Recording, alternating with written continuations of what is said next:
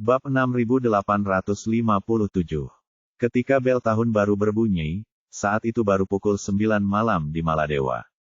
Untuk menciptakan suasana tahun baru yang lebih baik, Bernard Arnault menghabiskan banyak uang untuk membeli banyak kembang api, yang ia bawa ke teluk dengan perahu untuk dinyalakan. Kembang api warna-warni membubung dari tepi pantai dan membumbung tinggi ke angkasa, meledak di udara, memancarkan cahaya kembang api yang memukau, dan pada saat yang sama terpantul di tepi pantai yang berkilauan. Pemandangan laut dan langit yang indah sungguh memukau. Claire memandangi kembang api di tepi pantai di luar jendela dan memeluknya tanpa sadar, sudah lama sekali aku tidak melihat kembang api seindah ini. Elaine Ma mengeluarkan ponselnya untuk memotret sambil menggerutu dan mendesah, siapa yang tidak bilang. Kota ini sudah dilarang menyalakan dan menyalakan kembang api selama bertahun-tahun. Aku hampir lupa apa itu kembang api. Sungguh indah, terutama saat begitu dekat, atau saat dinyalakan di laut. Murid mata Jacob memantulkan kembang api yang telah mengecil berkali-kali lipat, dan kerutan di wajahnya memenuhi riak-riak kebahagiaan. Ia tersenyum dan mendesah, waktu kecil dulu, hal favoritku adalah menyalakan petasan. Saat itu, keluarga kami berkecukupan dan punya sedikit uang. Saat tahun baru Imlek, aku selalu menghabiskan semua uang tahun baru untuk membeli berbagai macam petasan. Setiap hari, banyak anak mengejarku. Terkadang aku memberi mereka 1 atau 2 petasan untuk dihancurkan dan dilap, dan mereka sangat senang. Mereka juga mencalonkanku sebagai panglima tertinggi mereka. Elaine Ma tidak mengerti nostalgia dan emosinya, dan hanya menggodanya dengan sinis, "Cek, dengan Christopher Wilson di sini, apa kamu masih bisa jadi panglima tertinggi? Kalau begitu, panglima tertinggi pasti kakakmu, kan?" Jacob mengulurkan tangan dan berkata dengan santai, "Bukan itu maksudnya, kau tidak mengerti.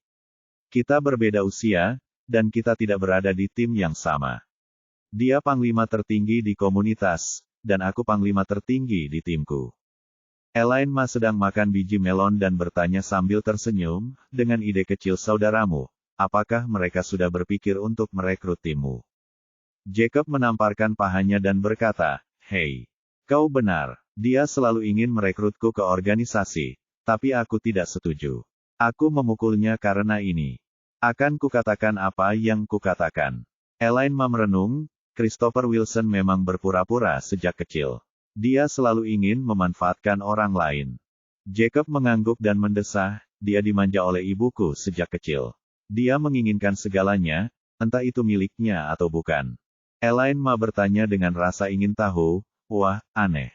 Semua orang di keluarga menyayangi adikmu, jadi kenapa ibumu lebih menyayangi kakakmu yang tertua?" Jacob tersenyum pahit dan berkata, "Aku tidak pernah sepenurut kakakku sejak kecil. Kakakku lebih pintar dariku dan bisa menyenangkan ibuku. Lagi pula, di keluarga ini, tidak ada yang bisa memperlakukan semua orang sama rata. Jika satu sisi sedikit lebih tinggi, sisi ini sedikit lebih rendah, itu wajar." Elaine Ma sengaja menggodanya, "Adikmu nakal sejak kecil, dan kamu merayu sejak kecil. Kalian berdua saling melengkapi." Jacob tidak menghiraukan godaannya, tapi tiba-tiba berkata dengan sedikit penyesalan, "Hei, aku tidak tahu bagaimana mereka menghabiskan tahun baru dan bagaimana mereka menghabiskannya." Elaine Ma sedikit marah, "Oh, kamu masih terus mengajar sekarang. Kamu benar-benar punya waktu. Bagaimana kamu bisa berkata begitu?" Gumam Jacob dengan suara teredam, "Lagi pula kita kan saudara-saudara. Meski tak ada kontak, aku tetap merindukannya. Horiah memang sempat menghasilkan uang beberapa waktu lalu, tapi sekarang dia tidak punya penghasilan karena kau yang membuat masalah." Elaine Ma berkata dengan nada tidak yakin, dia pantas mendapatkannya. Siapa yang menyuruhnya melakukan hal-hal curang itu? Saya berkontribusi pada masyarakat dengan mengungkapnya. Jacob menghela nafas, 9 dari 10 selebritas internet adalah penipu, jadi dia tidak penting. Jika dia menghasilkan uang, ibuku bisa hidup nyaman selama beberapa hari. Elaine Ma bersinar dingin, dia masih ingin hidup bahagia. Tuhan masih ragu dan belum menerimanya, itu sudah murah untuknya. Seharusnya dia sudah mati sejak lama. Seharusnya saat ayahmu pergi, dia membawa pergi bersamanya. Jacob sedikit marah, dan berkata dengan wajah merah, "Ibuku sudah tua, berapa hari lagi dia bisa hidup? Tidak bisakah kau lebih sopan? Saat itu, Claire merasakan ketidakberdayaan yang mendalam di hatinya. Ia tak bisa berhenti memikirkan ibu Charlie, Margaret Ann, seorang wanita luar biasa yang banyak ditulis orang Tiongkok dalam buku dan biografinya. Lalu ia menatap ibunya sendiri. Meskipun dia tidak membencinya, sejak mengetahui identitas asli Charlie, dia tidak bisa berhenti membandingkan dirinya dengan ibunya. Rasa malu yang tak terlukiskan membuat Claire merasakan kelopak matanya terbakar. Ia menatap Elaine Ma dan tak kuasa menahan desahan, "Bu, sudah hampir cukup. Kita sudah lama berpisah dengan nenek dan paman. Dendam apa yang ibu miliki sampai-sampai ibu begitu membenci mereka? Ibu masih ingin mengutuk mereka sampai mati di hari tahun baru." Elaine Ma tidak tahu bahwa kondisi putrinya saat ini berbeda dari sebelumnya. Ia mengira putrinya hanya mengomel seperti biasa dan tidak punya kekuatan untuk menyerang. Jadi ia berkata dengan nada dingin dan meremehkan, "Apa salahnya aku mengutuknya sampai mati?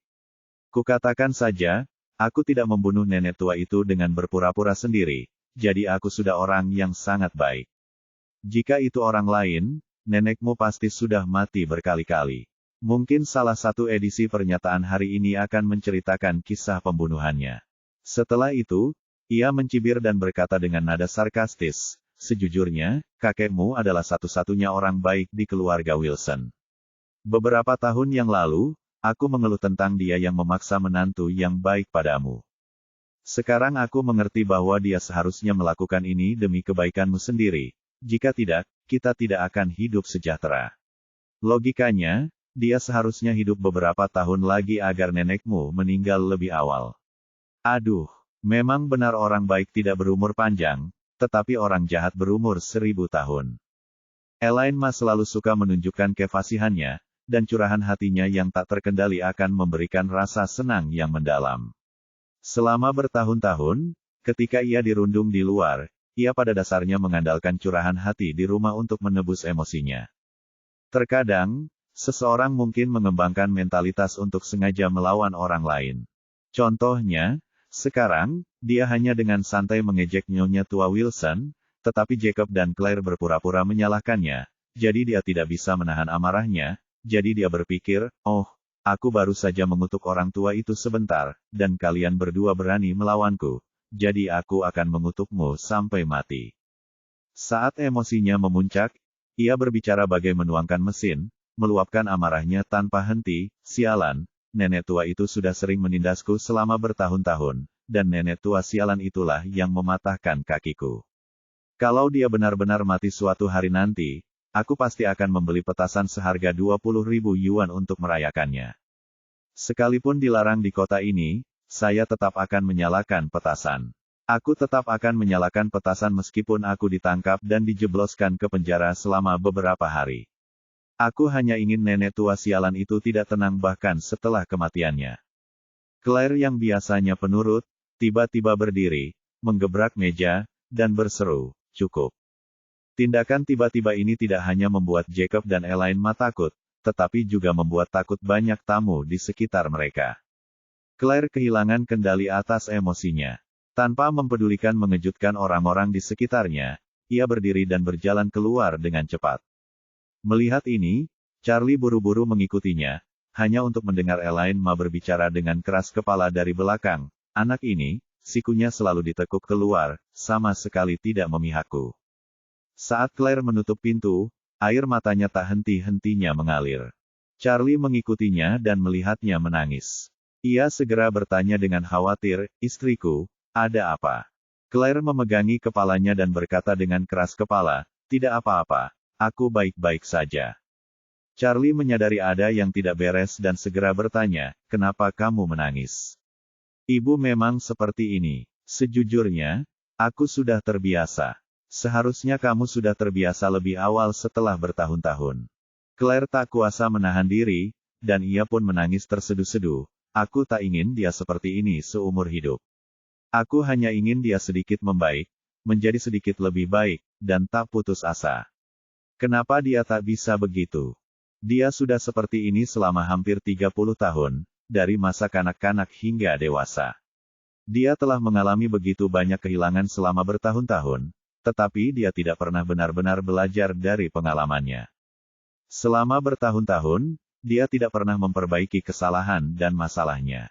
Dia selalu menyalahkan orang lain dan selalu berpikir bahwa orang lain telah mengecewakannya. Kau tahu satu-satunya kemajuan yang kulihat darinya selama bertahun-tahun. Charlie menggelengkan kepalanya dengan canggung dan bertanya, ada apa? Claire menangis dan berteriak, ini semua karena sikapnya terhadapmu. Selama bertahun-tahun, satu-satunya yang dia perbaiki adalah sikapnya terhadapmu. Selebihnya, sama sekali tidak ada perubahan atau perbaikan. Charlie menghiburnya, meskipun kamu hanya melihat sedikit kemajuan, setidaknya kemajuan itu. Jadi, kamu tidak bisa sepenuhnya menyangkal bahwa dia tidak membuat kemajuan apapun selama bertahun-tahun ini, kan? Claire menangis terseduh-seduh, ya, memang ada sedikit kemajuan, tapi aku tahu, bukan dia yang membaik. Kamulah yang membaik. Sambil berbicara, ia mengangkat kepalanya dan menatap Charlie dengan mata merah.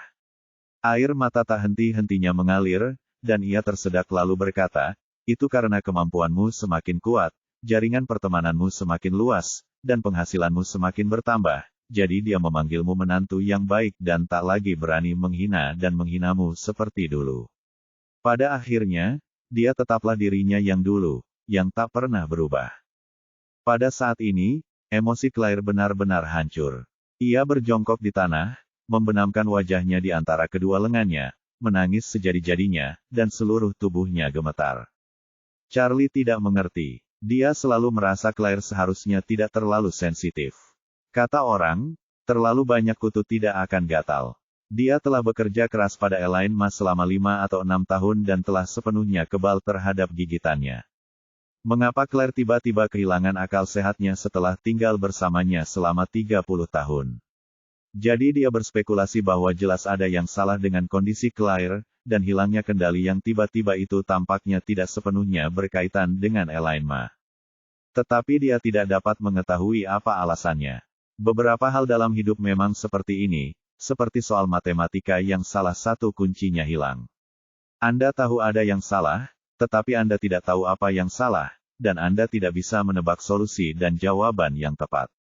Penderitaan Claire merupakan gabungan berbagai hal, termasuk mengumpulkan yang terakumulasi selama bertahun-tahun, penderitaan yang tak terkatakan, dan bahkan penderitaan yang tidak dapat ia ungkapkan kemanapun.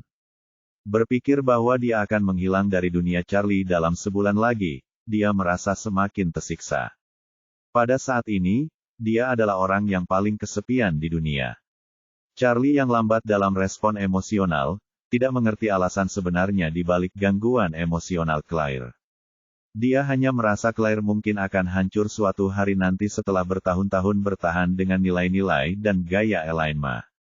Mungkin apa yang dikatakan Elaine Ma barusan adalah titik terakhir yang mematahkan semangatnya. Jadi, dia memeluk Claire dan menepuk punggungnya tanpa suara. Claire menangis sebentar, lalu suasana hatinya sedikit tenang. Ia menyeka air matanya dan berkata kepada Charlie, ayo jalan-jalan di pantai bersamaku. Oke. Charlie langsung setuju, lalu berjalan bergandengan tangan ke pantai bersamanya. Keduanya berjalan perlahan di atas ombak, tanpa ada yang bicara, menikmati dunia dua insan yang langka ini.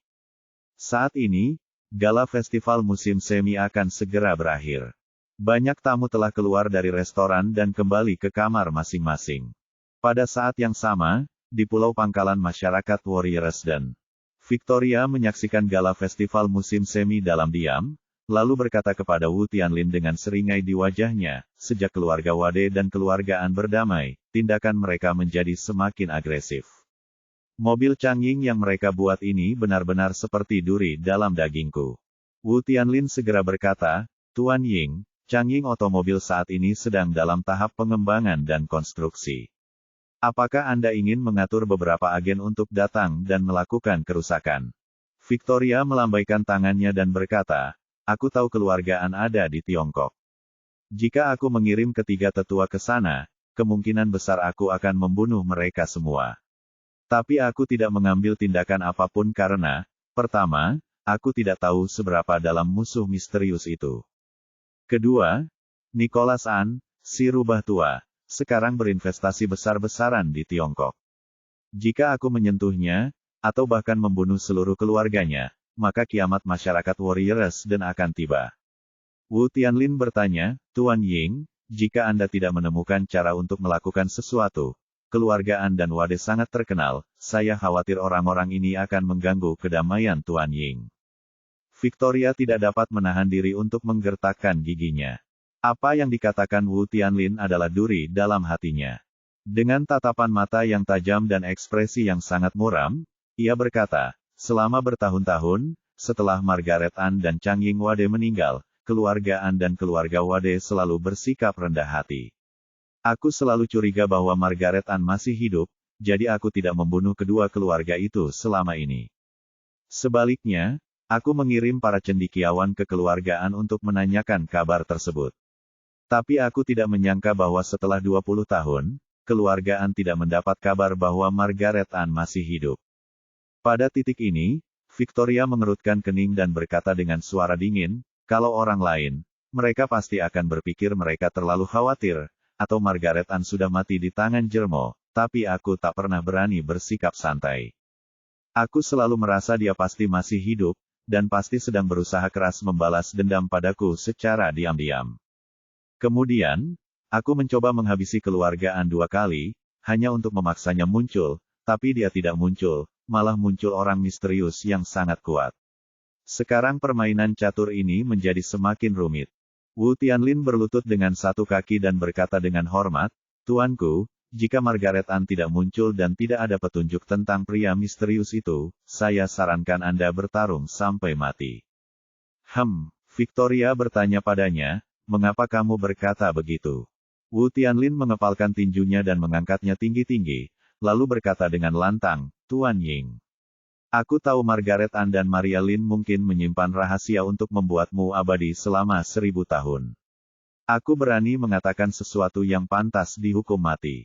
Jika Margaret An benar-benar menunda keabadianmu selama 1000 tahun, mengapa kau harus peduli dengan 400 tahun masa kejayaan King? Lebih baik melawan mereka sampai mati. Bahkan jika kita benar-benar memprovokasi negara-negara besar itu, apa gunanya? Paling buruk, kita bisa meninggalkan pangkalan ini. Dengan kekuatanmu, tak seorang pun di dunia ini yang bisa menghentikanmu pergi kemanapun yang kau inginkan.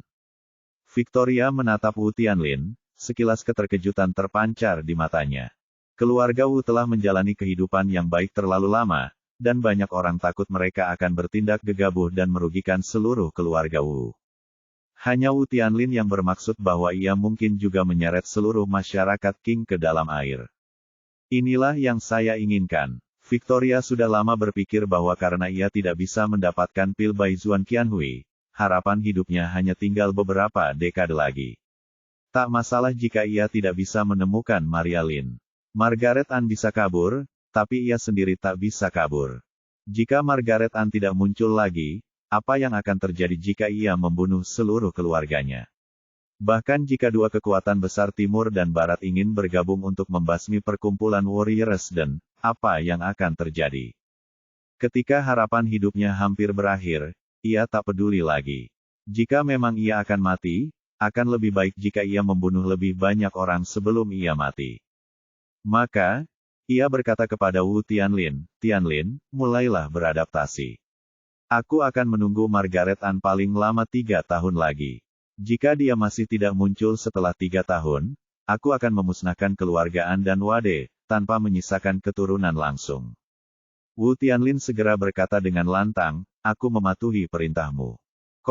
Hari tahun baru. Bernard Arnault naik pesawat amfibi ke Mel, ibu kota Maladewa pada pagi hari, dan kemudian pindah ke pesawat pribadinya kembali ke Prancis. Meskipun Pulau Baima telah kembali damai dan tenang, diskusi panas di dunia luar tentang Pulau Baima belum berkurang sedikit pun. Media dunia terus-menerus melaporkan berbagai topik, dan bahkan banyak pakar telah maju untuk menganalisis situasi di Suriah dan peran pemerintah AS di balik masalah ini. Tekanan pada oposisi Suriah tiba-tiba menjadi luar biasa besar. Meskipun mereka semua berasal dari latar belakang sederhana atau bahkan teroris, situasinya sekarang berbeda. Setelah para pemberontak merebut kekuasaan, mereka bukan lagi pemberontak, melainkan pasukan reguler. Perbedaan antara tentara reguler dan pemberontak adalah bahwa tentara reguler, setelah memiliki negara, tidak bisa lagi terlibat dalam perang gerilya sesuka hati. Mereka harus mempertimbangkan citra mereka sendiri sampai batas tertentu, sehingga mereka tidak berani terus menyerang Hamid. Mereka hanya bisa mengumumkan kepada dunia luar bahwa Kenji Zhao dari perusahaan Blackwater telah sengaja menjebak mereka, dan bahwa mereka memiliki hubungan dekat sebagai rekan seperjuangan dengan Hamid, dan tidak mungkin mereka bergabung dengan pihak lain untuk membunuhnya. Namun klaim ini tidak ada gunanya dan hampir tidak ada seorang pun yang akan mempercayainya. Setelah Blackwater menyingkirkan kambing hitamnya, meskipun keraguan dari luar justru bertambah, alih-alih berkurang, mereka tetap memilih untuk berpura-pura bodoh. Mereka tahu betul bahwa hal semacam ini tidak dapat dijelaskan, dan semakin banyak mereka menjelaskan, semakin banyak kritik yang akan mereka terima. Media arus utama di Amerika Serikat juga bungkam mengenai hal ini. Amerika, yang biasanya mengklaim memiliki kebebasan berbicara, hanya memiliki kebebasan yang selektif. Ketika menyangkut kelompok-kelompok tertentu, kebebasan berbicara menjadi omong kosong belaka. Namun, media Eropa telah melaporkan masalah ini dari waktu ke waktu dan secara intensif. Media di Inggris, Prancis, Jerman, dan Italia telah secara terbuka melancarkan serangan keras terhadap Blackwater, terutama media Prancis. Serangan ini bagaikan hari tahun baru, mengkritik Blackwater, mengorek masa lalu dan aib Blackwater, sekaligus menggambarkan Bernard Arnault sebagai miliarder paling berani dan bertanggung jawab di dunia. Hari ini, Presiden akan memanggil Bernard Arnault di Istana Elysee. Meskipun waktu pertemuan adalah pukul 14 waktu setempat, banyak media Eropa telah tiba di Istana Elysee pada pagi harinya untuk mempersiapkan diri. Bandara itu luar biasa ramainya. Untuk merekam secara langsung kepulangan Bernard Arnault, setiap media mengirimkan tim pelaporan, menyiapkan kamera dan senjata laras panjang di landasan pacu bandara, menunggu untuk menyambut pahlawan Prancis tersebut. Menurut rencana pemerintah Prancis, Perdana Menteri akan menemui Presiden di bandara, sehingga Perdana Menteri tiba di bandara lebih awal untuk mempersiapkan penyambutan Bernard Arnault di bandara. Agar upacara penyambutan semegah mungkin, Prancis mengatur agar bandara menyiapkan 4 tempat parkir terpencil terlebih dahulu. Keempat tempat parkir ini hanya digunakan untuk memarkir pesawat pribadi Bernard Arnault. Semua media yang diundang menunggu di seberang tempat parkir untuk pengambilan gambar. Setelah pesawat mendarat, pesawat akan meluncur ke sini, sehingga Bernard Arnault dapat turun dari pesawat di tengah sorotan lampu. Bernard Arnault belum tiba di bandara, tetapi teman-teman medianya telah mengiriminya foto-foto lokasi kejadian melalui jaringan satelit. Ketika Bernard Arnault melihat sambutan meriah yang diterimanya, dia tidak bisa berhenti tersenyum kegirangan. Ia tak kuasa menahan senyum dan mendesah kepada istrinya, "Wah, sudah puluhan tahun saya dicaci maki sebagai tukang selingkuh, tapi tak disangka sekarang saya malah jadi pahlawan." Dari zaman dulu hingga sekarang, pengusaha pada dasarnya tidak ada hubungannya dengan kata pahlawan.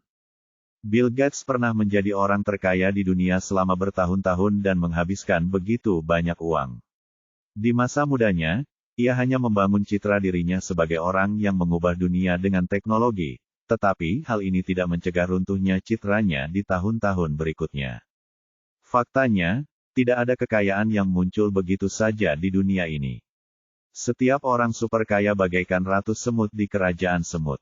Di balik tubuhnya yang besar, pasti ada semut pekerja yang tak terhitung jumlahnya yang memasok darahnya. Dengan kata lain, apapun yang ada di luar ukuran konvensional perlu menarik energi dari benda-benda berukuran konvensional yang tak terhitung jumlahnya. Bagaimana mungkin seorang bintang papan atas seperti Tawana bisa menghasilkan miliaran dolar setiap tahun? Semua itu berkat dukungan puluhan juta penggemar. Karena puluhan juta penggemar rela mengeluarkan uang dari kantong mereka sendiri untuk mendukungnya, ia bisa menghasilkan uang sebanyak itu. Mengapa Bill Gates menjadi orang terkaya di dunia selama bertahun-tahun berturut-turut? Itu karena Windows, Office, dan berbagai perangkat lunak populer yang dikembangkan oleh Microsoft telah terjual ratusan juta kopi di seluruh dunia. Setiap pengguna komputer di dunia memberikan momentum pertumbuhan bagi rekening bank Bill Gates melalui berbagai saluran. Sungguh pencapaian yang langka bagi seorang pria kaya yang didukung ratusan juta orang untuk tidak dibenci. Mengharapkan ratusan juta orang untuk menghormatinya atau bahkan menganggapnya pahlawan pada dasarnya hanyalah khayalan. Namun hari ini, Bernard Arnault sudah pasti adalah pahlawan Prancis. Bahkan, seorang pahlawan nasional. Saat ini, Bandara Charles de Gaulle sudah dipenuhi dengan suara genderang keras, petasan, dan kerumunan orang. Berbagai media dan platform menyiarkan dinamika bandara secara langsung. Ketika pesawat pribadi Bernard Arnault muncul di langit di depan landasan pacu bandara, masyarakat Prancis pun heboh. Pesawat perlahan turun dan mendarat dengan stabil di landasan. Sebuah kendaraan pemandu berwarna kuning memancarkan lampu yang mencolok dan memandu pesawat ke posisi parkir yang telah dipersiapkan sejak lama. Bernard Arnault memandangi pemandangan mengejutkan di luar jendela. Ia gembira sekaligus gugup. Ia bahkan mulai bertanya-tanya, apakah ia harus melangkah keluar dengan kaki kiri atau kaki kanan terlebih dahulu ketika pintu pesawat terbuka. Pesawat perlahan berhenti dan staf bandara telah menggelar karpet merah di bawah pesawat. Setelah pintu pesawat pribadi dibuka dan tangga dibuka, Bernard Arnault, dibantu istrinya, muncul di pintu, tak mampu menyembunyikan kegembiraannya. Kerumunan yang telah lama menunggu di bawah tiba-tiba bersorak dan suara rana kamera yang lebih cepat daripada senapan mesin, terus-menerus berbunyi. Di bawah tatapan mata kerumunan, Bernard Arnault terlatih-tatih menuruni tangga, darah merembes samar dari lututnya yang terluka. Bernard Arnault sengaja meminta tim medis melakukan hal ini untuk menunjukkan kepahlawanannya. Yang menjadi pemicu inspirasinya adalah adegan di mana Presiden Amerika Serikat ditembak di telinga saat kampanye beberapa waktu lalu dan kemudian berpidato dengan telinga diperban. Ada pepatah Tiongkok kuno yang mengatakan, anak yang menangis akan mendapatkan susunya. Jika Anda terluka, Anda harus selalu berpikir untuk menunjukkan luka Anda kepada publik. Hanya dengan cara ini Anda dapat memperoleh dukungan terbesar dari masyarakat. Pada saat itu, Perdana Menteri Prancis tersenyum dan melangkah maju, berinisiatif mengulurkan tangan dan berjabat tangan dengannya, seraya memujinya, Tuan Arnault, Anda adalah kebanggaan Prancis dan kebanggaan rakyat Prancis. Atas nama pemerintah dan rakyat Prancis, saya berterima kasih atas semua yang telah Anda lakukan untuk Cheval Blanc. Bernard Arnault sangat senang, karena ia sangat mengenal karakteristik rekan-rekan senegaranya di Prancis. Meraup uang dari orang Prancis bukanlah masalah, tetapi sangat sulit untuk mendapatkan rasa hormat mereka. Ia telah lama dikritik oleh rakyat Prancis karena kenaikan harga yang terus-menerus dan penerapan sistem alokasi yang dipaksakan, tetapi kini ia tiba-tiba menjelma menjadi pahlawan nasional. Pertemuan yang luar biasa ini sungguh sempurna. Maka, Bernard Arnault berkata dengan sangat rendah hati, Tuan Perdana Menteri, Anda terlalu baik. Inilah yang seharusnya saya lakukan. Perdana Menteri tersenyum dan berkata, Presiden menunggu untuk bertemu Anda di Istana Élysée. Kita akan berfoto bersama di depan para wartawan nanti. Setelah berfoto, para wartawan mungkin akan melakukan wawancara singkat dengan Anda. Jika Anda tertarik, Anda cukup menjawab pertanyaan dari beberapa media besar. Jika Anda tidak tertarik, tidak masalah. Anda dapat menunggu hingga setelah pertemuan dengan Presiden untuk diwawancarai di Istana Élysée. Bernard Arnault memutar matanya dan bertanya pelan, Permisi, Perdana Menteri, apakah media Amerika seperti Associated Press, United Press, dan CNN ada di sini? Mereka datang. Perdana Menteri mengangguk dan tersenyum, mengingat mereka sangat ingin tahu berita, bagaimana mungkin mereka tidak datang. Oke, bagus sekali. Bernard Arnault mengangguk sambil tersenyum dan berkata, kalau begitu, saya akan menerima wawancara mereka nanti. Oke, setelah Perdana Menteri dan Bernard Arnault berjabat tangan dengan ramah di depan kamera media, keduanya menghampiri para wartawan. Perdana Menteri tersenyum dan berkata kepada para wartawan yang hadir, Bapak Bernard Arnault akan pergi ke Istana Élysée nanti untuk menerima panggilan Yang Mulia Presiden. Namun, saya baru saja berkomunikasi dengan Bapak Bernard Arnault dan mengonfirmasi bahwa saya dapat memberikan waktu 10 menit kepada para wartawan yang hadir untuk wawancara singkat. Jika ada pertanyaan untuk Bapak Bernard Arnault, silakan angkat tangan. Semua wartawan mengangkat tangan tinggi-tinggi saat itu. Mereka sendiri adalah jurnalis yang bersemangat dan tentu saja tidak ingin melewatkan kesempatan wawancara seperti itu. Reporter AFP memandang Bernard Arnault dengan tatapan percaya diri. Ia merasa bahwa, sebagai generasi baru pahlawan nasional Prancis, Bernard Arnault pasti akan memilih untuk diwawancarai oleh media negaranya sendiri terlebih dahulu. Sebagai media terbesar dan tertua di Prancis, AFP pasti akan memimpin dan menerima gelombang pertama liputan ini. Tetapi yang tidak disangkanya adalah Bernard Arnault tidak memberinya kesempatan sama sekali, tetapi malah mengalihkan pandangannya langsung ke reporter CNN. Dia menunjuk ke arah reporter CNN dan berkata, "Ayo, biarkan reporter CNN bertanya terlebih dahulu." Reporter Prancis itu tampak tertekan dan bingung. Ia tidak tahu bahwa Bernard Arnault sudah siap menjadi pejuang anti-Amerika dan sejak saat itu, ia akan mulai bekerja. Reporter CNN itu tidak menyangka akan menjadi orang pertama yang dipanggil untuk bertanya. Ia sangat gembira dan berkata, "Bapak Bernard Arnault yang terhormat, saya ingin bertanya apakah menurut Anda serangan ini diam-diam didalangi oleh beberapa orang dengan motif tersembunyi?" "Memprovokasi?" tanya Bernard Arnault bingung. "Apa maksudmu dengan memprovokasi?" Reporter CNN dengan cepat berkata, "Setahu saya, teroris yang menyerang Pulau Whitehorse mengaku sebagai tentara bayaran Blackwater, tetapi saya pikir Blackwater adalah perusahaan tentara bayaran biasa dan mereka pasti tidak ada hubungannya dengan serangan teroris. Jadi, saya pikir ini mungkin rekayasa untuk sengaja menabur perselisihan antara Amerika Serikat dan Prancis. Bagaimana menurut Anda?" Bernard Arnault mencibir dan bertanya kepadanya, "Di mana Anda saat itu terjadi?" Pihak lain menjelaskan, "Saya reporter CNN yang berbasis di Paris. Saya berada di Paris saat insiden itu terjadi." Bernard Arnault berkata dengan nada meremehkan, "Kau ada di Paris saat insiden itu terjadi, tapi aku sedang di Cheval Blanc saat itu terjadi, tepat di depan senjata para teroris Blackwater itu. Sekarang kau bilang kau pikir ini mungkin jebakan. Bagaimana kau bisa begitu berkuasa? Namamu Sherlock Holmes."